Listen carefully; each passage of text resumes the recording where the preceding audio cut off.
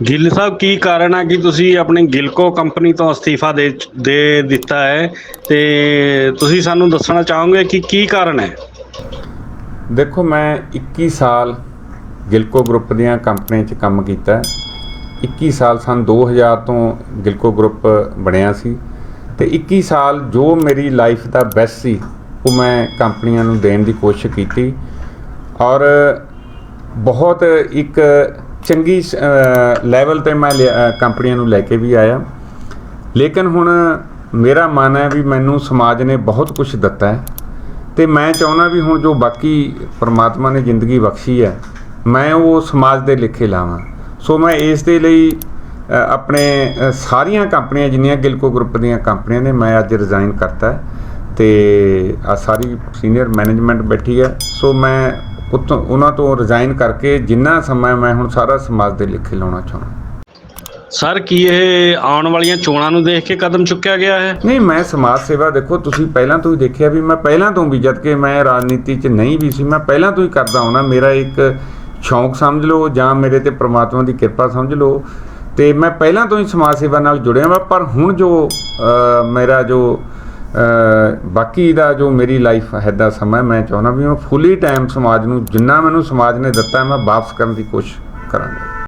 Sir, ਤੁਸੀਂ ਹੁਣ ਆਪਣੇ ਸ਼ਹਿਰ ਲਈ ਤੇ ਸਮਾਜ ਲਈ ਕੀ ਕਰਨਾ ਚਾਹੁੰਦੇ ਹੋ ਤੇ ਕੀ ਤੁਸੀਂ ਸੋਚਿਆ ਹੈ? ਦੇਖੋ, ਜੋ ਮੇਰੀ ਪੂਰੀ ਲਾਈਫ ਰਹੀ ਹੈ ਉਹ ਡਿਵੈਲਪਮੈਂਟ ਪ੍ਰਤੀ ਹੋ ਰਹੀ ਹੈ ਕਿਉਂਕਿ ਸਾਡਾ ਕੰਮ ਹੀ ਡਿਵੈਲਪਮੈਂਟ ਦਾ ਸੀ। ਸੋ ਮੇਰਾ ਅਗਰ ਪਾਰਟੀ ਵੱਲੋਂ ਟਿਕਟ ਮਿਲਦੀ, ਲੋਕ ਆਸ਼ੀਰਵਾਦ ਦਿੰਦੇ ਨੇ ਤਾਂ ਮੇਰਾ ਇੱਕੋ ਇੱਕ ਮਕਸਦ ਹੋਊਗਾ ਵੀ ਆਪਣੇ ਸ਼ਹਿਰ ਨੂੰ ਜੋ ਗਿਲਕੋ ਗਰੁੱਪ ਤੁਸੀਂ ਦੇਖਿਆ ਜੋ ਗਿਲਕੋ ਗਰੁੱਪ ਦੇ ਪ੍ਰੋਜੈਕਟ ਨੇ ਮੈਂ ਪੂਰੀ ਕੋਸ਼ਿਸ਼ ਕਰਾਂਗਾ ਉੱਦਾਂ ਦੇ ਬਣਾਉਣ ਦੀ। ਪੂਰੇ ਹਲਕੇ ਨੂੰ ਚਾਹਾਂਗਾ ਵੀ ਇੱਕ ਵਧੀਆ ਤਰੀਕੇ ਵੈਲ ਪਲੈਨਡ ਇਹਦੀ ਡਿਵੈਲਪਮੈਂਟ ਕੀਤੀ ਜਾਵੇ। ਸਰ, ਇਹ ਫੈਸਲਾ ਤੁਸੀਂ ਕੋਈ ਪੋਲੀਟੀਕਲ ਦਬਾਅ 'ਚ ਆ ਕੇ ਕਰ ਰਹੇ ਹੋ ਜਾਂ ਕਿੱਦਾਂ?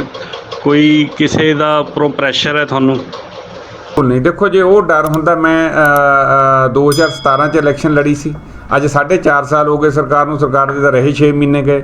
ਸੋ ਉਹ ਕੋਈ ਪ੍ਰੈਸ਼ਰ ਨਹੀਂ। ਮੈਂ ਇਸ ਚੀਜ਼ ਦੀ ਦੇਖੋ ਬੇਸ਼ੱਕ ਅਸੀਂ ਵਿਰੋਧੀ ਪਾਰਟੀ 'ਚ ਹਾਂ ਪਰ ਕੋਈ ਕਿਸੇ ਤਰ੍ਹਾਂ ਦਾ ਕਿਸੇ ਅਫੀਸਰ ਦਾ ਕਿਸੇ ਪੋਲੀਟੀਕਲ ਬੰਦੇ ਦਾ ਕਦੇ ਕੋਈ ਇਸ ਗੱਲ ਦਾ ਦਬਾਅ ਨਹੀਂ ਰਿਹਾ ਤੇ ਮੈਂ ਆਪਣੇ ਮਨ ਦੀ ਇੱਛਾ ਨਾਲ ਹੀ ਉਹ ਵੀ ਮੇਰਾ ਜੋ ਬਾਕੀ ਸਮਾਂ ਹੈ ਕਿਉਂਕਿ ਹੁਣ ਹਰੇਕ ਇੱਕ ਪੇਰੈਂਟਸ ਦੀ ਇੱਛਾ ਹੁੰਦੀ ਹੈ ਵੀ ਬੱਚੇ ਉਹਦਾ ਮਤਲਬ ਅੱਗੇ ਕੰਮ ਸੰਭਾਲਣ। ਸੋ ਇਸ ਚੀਜ਼ ਦੀ ਮੈਨੂੰ ਖੁਸ਼ੀ ਵੀ ਹੈ, ਪ੍ਰਮਾਤਮਾ ਦੀ ਮੈਂ ਕਿਰਪਾ ਵੀ ਸਮਝਦਾ ਵੀ ਇਹ ਬੇਟੇ ਮੇਰੇ ਤੇਜਪ੍ਰੀਤ ਗਿੱਲ ਇਹਨਾਂ ਨੇ ਸਾਰਾ ਜਿੰਨਾ ਹੈ ਮੈਨੇਜਮੈਂਟ ਸੰਭਾਲ ਲਈ ਹੈ।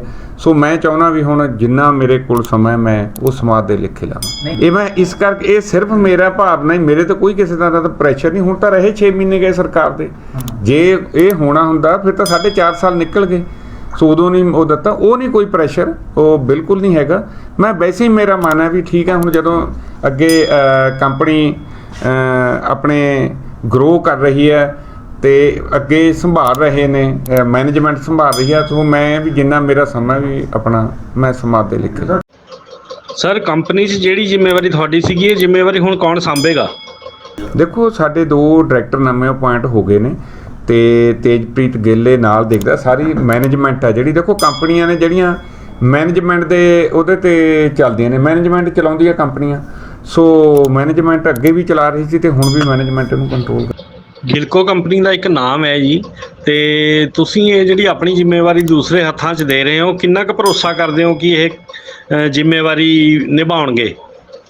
ਦੇਖੋ, ਮੇਰਾ ਇਹ ਹੈ ਵੀ ਮੇਰਾ ਖਿਆਲ ਹੈ ਵੀ ਮੇਰੇ ਤੋਂ ਕਿਤੇ ਵੱਧ ਵਧੀਆ ਅੱਛਾ ਕਰਨਗੇ ਇਹ ਔਰ ਮੇਰੇ ਪ੍ਰਮਾਤਮਾ ਅੱਗੇ ਅਰਦਾਸ ਵੀ ਹੈ ਵੀ ਇਹ ਹੋਰ ਜੋ ਜਿਨ੍ਹਾਂ ਇਸ਼ਾਵਾਂ ਨਾਲ ਮੈਂ ਇਹਨਾਂ ਨੂੰ ਕੰਪਨੀ ਸੌਂਪੀ ਹੈ ਹੋਰ ਵੀ ਇਹਨੂੰ ਅੱਗੇ ਲੈ ਕੇ ਜਾਣਗੇ ਤੇ ਜੋ ਕਰ ਰਹੇ ਨੇ ਕਿਉਂ ਪਿਛਲੇ 2-3 ਸਾਲ ਤੋਂ ਨਾਲ ਲਾ ਕੇ ਕਰ ਰਹੇ ਸੀ। ਹੁਣ ਪਿਛਲੇ 6 ਮਹੀਨੇ ਤੋਂ ਲਗਾਤਾਰ ਇਹੀ ਕੰਟਰੋਲ ਕਰ ਰਹੇ ਸੀ। ਸੋ ਬੜਾ ਬਲਕਿ ਮੇਰੇ ਤੋਂ ਵੀ ਵੱਧ ਇਹਨਾਂ ਨੇ ਪ੍ਰੋਫੈਸ਼ਨਲ ਕਰਨ ਦੀ ਕੋਸ਼ਿਸ਼ ਕੀਤੀ ਹੈ ਕੰਮ ਵੀ ਜੋ ਮੇਰੇ 'ਚ ਫੇਸ ਸੀ ਉਸ ਤੋਂ ਵੀ ਵੱਧ ਇਹ ਤੇਜਪ੍ਰੀਤ ਗਿੱਲ ਹੈ ਇੱਥੇ ਜੋ ਕੰਪਨੀ ਦੇਖੇਗਾ ਤੇ ਬਹੁਤ ਸਿਆਣਾ ਬੱਚਾ ਹੈ ਤੇ ਮੈਨੂੰ ਉਮੀਦ ਹੈ ਵੀ ਮੇਰੇ ਤੋਂ ਵੀ ਵੱਧ ਕੇ ਇਹ ਕੰਪਨੀ ਨੂੰ ਅੱਗੇ ਲੈ ਕੇ। ਸੋ ਹੁਣ ਅਸੀਂ ਪੂਰਾ ਉਹ ਪਲੈਨਿੰਗ ਕੀਤੀ ਹੈ ਵੀ ਇਹ ਕਿਸ ਤਰ੍ਹਾਂ ਅਗਰ ਮੈਂ ਬਾਹਰ ਨਿਕਲਣਾ ਤੇ ਉਹਨੂੰ ਮੈਨੇਜਮੈਂਟ ਦਾ ਉਹ ਸਾਰਾ ਸਿਸਟਮ ਬਣਾਇਆ ਗਿਆ ਤੇ ਹੁਣ ਜਦੋਂ ਸਾਰਾ ਕੁਝ ਮੈਨੇਜਮੈਂਟ ਨੇ ਸੰਭਾਲ ਲਿਆ ਤੇ ਮੈਂ ਹੁਣ ਇਸ ਕਰਕੇ ਫਿਰ ਮੈਂ ਜਿਹੜਾ ਇਹ ਫੈਸਲਾ ਤੁਹਾਡਾ ਵਲੰਟੀਅਰ ਦਾ ਜਾਂ ਫਿਰ ਸੁਖਬੀਰ ਬਾਦਲ ਜੀ ਨੇ ਕਿਹਾ ਕਿ ਤੁਸੀਂ ਦੇਖੋ ਜੇ ਲੋਕਾਂ ਦੇ ਵਿੱਚ ਵਿਚਰਨਾ ਤਾਂ ਇਹਨਾਂ ਕੰਪਨੀਆਂ ਦਾ ਅਸਤੀਫਾ ਦਿਓ? ਨਹੀਂ ਬਿਲਕੁਲ ਨਹੀਂ, ਬਲਕਿ ਉਹ ਤਾਂ ਕਹਿੰਦੇ ਰਹਿੰਦੇ ਨੇ ਵੀ ਜੇ ਤੂੰ 4 ਪੈਸੇ ਕੋਲ ਹੋਣਗੇ ਸਿਆਸਤ ਤਾਂ ਹੀ ਹੁੰਦੀ ਹੈ, ਪਰ ਮੇਰਾ ਉਹ ਨਹੀਂ ਹੈ। ਉਹਨਾਂ ਦਾ ਵਿਜ਼ਨ ਹੋਰ ਹੈ। ਉਹ ਕਹਿੰਦੇ ਵੀ ਜੇ 4 ਪੈਸੇ ਹੋਣਗੇ ਕੰਮਕਾਰ ਕਰੋਗੇ ਤਾਂ ਹੀ ਸਿਆਸਤ ਕਰਨ ਦਾ ਫਾਇਦਾ, ਕੋਈ ਲੋਕਾਂ ਨੂੰ ਥੋੜ੍ਹਾ ਲੁੱਟਣਾ ਹੈ। ਸੋ ਉਹ ਨਹੀਂ ਗੱਲ, ਉਹ ਕੋਈ ਕਿਸੇ ਤਰ੍ਹਾਂ ਦਾ ਪ੍ਰੈਸ਼ਰ ਨਹੀਂ, ਮੈਂ ਆਪਣੇ ਮਨ ਤੋਂ ਦੇ ਰਿਹਾ ਕਿਉਂਕਿ ਮੈਂ ਬਹੁਤ ਕੁਝ ਕੰਪਨੀ ਲਈ ਕੀਤਾ, ਬੜਾ ਕੁਝ ਸਮਾਜ ਨੇ ਮੈਨੂੰ ਦਿੱਤਾ। ਦੇਖੋ ਮੈਂ ਕੋਈ ਆਪ ਤਾਂ ਉਹ ਨਹੀਂ ਕਿ ਸਮਾਜ ਦੇ ਸਹਿਯੋਗ ਨਾਲ ਹੀ ਇੱਥੇ ਆਏ ਹਾਂ, ਤੇ ਹੁਣ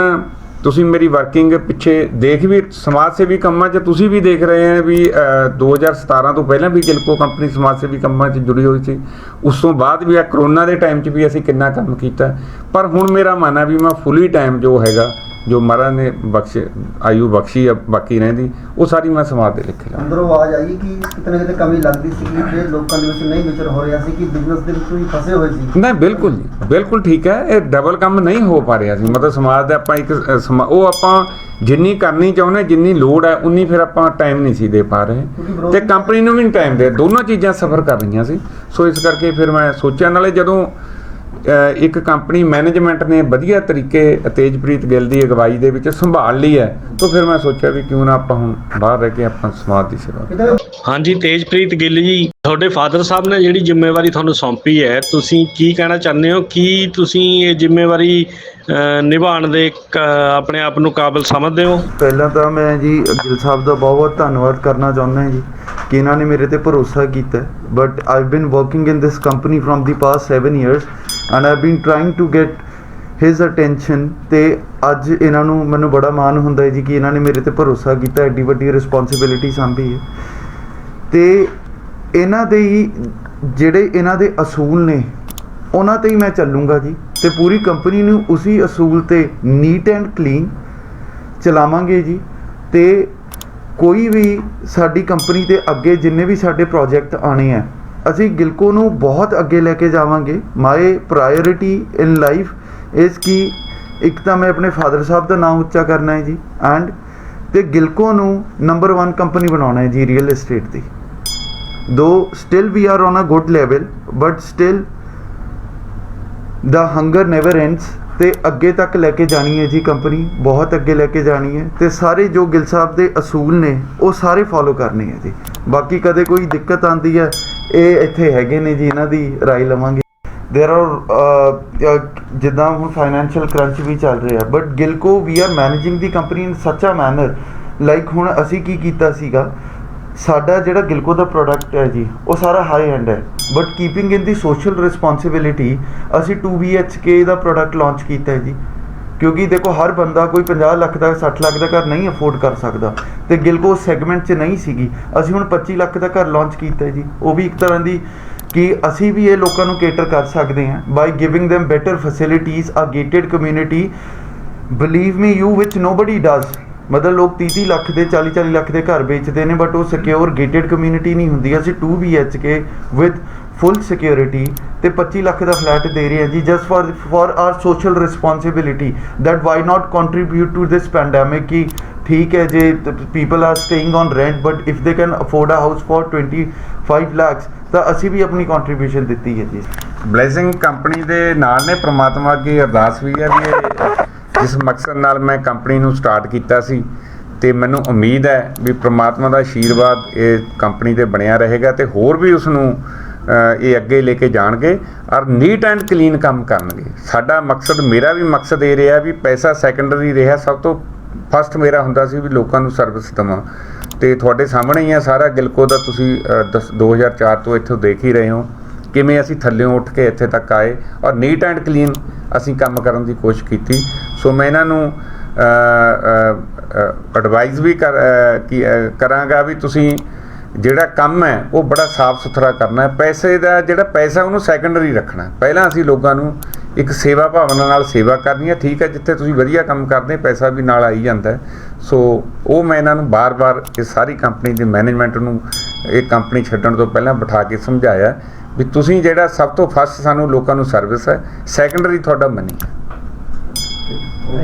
ਗਿੱਲ ਸਾਹਿਬ, ਇੱਕ ਛੋਟਾ ਜਿਹਾ ਕੁਐਸਚਨ ਸੀਗਾ, ਜਿਸ ਤਰ੍ਹਾਂ ਤੁਸੀਂ ਸਮਾਜ ਸੇਵਾ 'ਚ ਆ ਗਏ ਹੋ, ਤੁਸੀਂ ਸੈਨੀਟਾਈਜੇਸ਼ਨ ਦਾ ਉਪਰਾਲਾ ਕੀਤਾ, ਤੁਸੀਂ ਕੋਵਿਡ ਸੈਂਟਰ ਦਾ ਕੀਤਾ, ਹੁਣ ਇਸ ਟਾਈਮ ਸ਼ਹਿਰ ਨੂੰ ਜਿਹੜੀ ਲੋੜ ਹੈ, ਗੰਦਗੀ ਦੇ ਢੇਰ ਲੱਗ ਚੁੱਕੇ ਹੈ, ਈਵਨ ਕੋਈ ਵੀ ਬੰਦਾ ਜਾਂਦਾ ਤਾਂ ਇੱਕ ਸ਼ਰਮ ਮਹਿਸੂਸ ਕਰਦਾ ਹੈ, ਉਹਦੇ ਵਾਸਤੇ ਕੋਈ ਤੁਸੀਂ ਨਿੱਜੀ ਉਪਰਾਲਾ ਕਰ ਰਹੇ ਹੋ?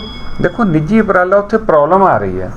ਜੇ ਮੰਨ ਲਓ ਮੈਂ ਕੱਲ ਨੂੰ 4 JCBਆਂ ਲੈ ਕੇ ਟਰਾਲੀਆਂ ਲੈ ਕੇ ਚੱਕਣਾ ਸ਼ੁਰੂ ਕਰਦਾ ਹਾਂ, ਤਾਂ ਜਿਹੜੇ ਲੋਕਾਂ ਨੇ ਸਟ੍ਰਾਈਕ ਕੀਤੀ ਉਹ ਨਹੀਂ ਚੱਕਣ ਦਿੰਦੇ, ਉਹ ਬਿਲਕੁਲ ਉਹ ਮਨਾ ਕਰਦੇ ਨੇ, ਤੁਸੀਂ ਨਹੀਂ ਚੱਕ ਸਕਦੇ।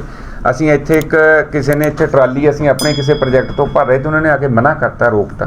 ਸੋ ਉਹਦਾ ਹੱਲ ਸਿਰਫ ਇੱਕੋ ਹੈ ਵੀ ਪ੍ਰਮਾਤਮਾ ਕਰੇ, ਅਸੀਂ ਕਹਿੰਦੇ ਕੱਲ ਨੂੰ ਕਮੇਟੀ ਦੀ ਚੋਣ ਹੈ, ਕਮੇਟੀ ਪਹਿਲਾਂ ਕਿਤੇ ਬਣ ਜਾਂਦੀ ਤਾਂ ਮੈਂ ਦਾਅਵੇ ਨਾਲ ਕਹਿਣਾ ਵੀ ਅੱਜ ਲੋਕਾਂ ਨੂੰ ਇਹ ਦਿਨ ਨਹੀਂ ਸੀ ਦੇਖਣੇ ਪੈਣੇ।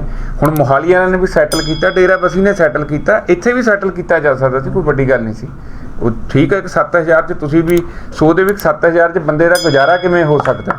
ਸੋ ਨਾਲੇ ਇਹ ਪੈਸਾ ਸਰਕਾਰ ਨੇ ਨਹੀਂ ਦੇਣਾ, ਪੈਸਾ ਤਾਂ ਕਮੇਟੀ ਨੇ ਦੇਣਾ।